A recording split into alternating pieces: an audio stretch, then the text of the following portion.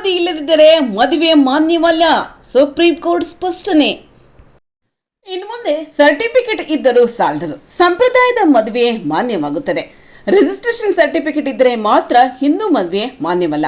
ಸಪ್ತಪದಿ ತಿಳಿದು ಅಗ್ನಿಸಾಕ್ಷಿಯಾಗಿ ಸಂಪ್ರದಾಯದಂತೆ ಮದುವೆಯಾಗಬೇಕೆಂದು supreme court ಮಹತ್ವದ ತೀರ್ಪನ್ನು ನೀಡಿದೆ.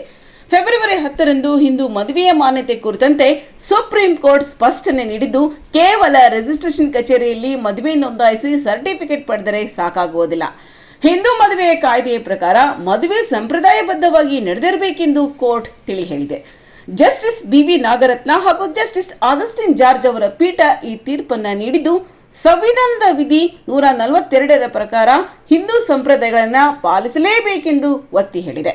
ಇನ್ನು ಸಪ್ತಪದಿ, ಅಗ್ನಿಸಾಕ್ಷಿ ಹಾಗೂ ಇತರೆ ಧಾರ್ಮಿಕ ವಿಧಿವಿಧಾನಗಳ ಮೂಲಕ ಮದುವೆ ನಡೆದರೆ ಮಾತ್ರ ಅದು ಕಾನೂನುಬದ್ಧವಾಗಿ ಮಾನ್ಯವಾಗುತ್ತದೆ ಎಂದು ನ್ಯಾಯಾಲಯ ಸ್ಪಷ್ಟಪಡಿಸಿದೆ. ಇನ್ನು ಈ ಪ್ರಕರಣದ ಹಿನ್ನೆಲೆಯನ್ನು ನೋಡೋದಾದ್ರೆ 2021ರಲ್ಲಿ ಪೈಲಟ್ ದಂಪತಿಗಳ ಒಂದು ಪ್ರಕರಣ ಕೋರ್ಟ್ ಮೆಟ್ಟಿಲೇರುತ್ತೆ. ಮಾರ್ಚ್ 7ರಂದು ನಿಶ್ಚಿತಾರ್ಥ ಮಾಡಿಕೊಂಡ ಜೋಡಿ ಜುಲೈ 7ರಂದು ರಿಜಿಸ್ಟ್ರೇಷನ್ ಕಚೇರಿಯಲ್ಲಿ ಮದುವೆಯ ಸರ್ಟಿಫಿಕೇಟ್ ಅನ್ನು ಪಡೆದುಕೊಳ್ತಾರೆ. ನಂತರ ಖಾಸಗಿ ಹೋಟೆಲ್ನಲ್ಲಿ ಸಣ್ಣ ಸಮಾರಂಭವನ್ನು ನಡೆಸ್ತಾರೆ. ಆದರೆ 2022ರ ಅಕ್ಟೋಬರ್ನಲ್ಲಿ ಪೋಷಕರ ಸಮ್ಮುಖದಲ್ಲಿ ಸಂಪ್ರದಾಯಬದ್ಧವಾಗಿ ಮದುವೆ ಮಾಡಲು ದಿನಾಂಕ ನಿಗದಿಯಾಗಿತ್ತು. ಆದರೆ ಅದಕ್ಕೂ ಮುನ್ನವೇ ದಂಪತಿಗಳಲ್ಲಿ ಮನಸ್ತಾಪ ಉಂಟಾಗಿ ಸಂಬಂಧದಲ್ಲಿ ಬಿರುಕು ಬಿದ್ದಿತ್ತು. ಈ ಹಿನ್ನೆಲೆಯಲ್ಲಿ ಸುಪ್ರೀಂ ಕೋರ್ಟ್ ನೀಡಿದ ತೀರ್ಪು ಇದೀಗ ದೇಶಾದ್ಯಂತ ಚರ್ಚೆಗೆ ಗ್ರಾಸವಾಗಿದೆ.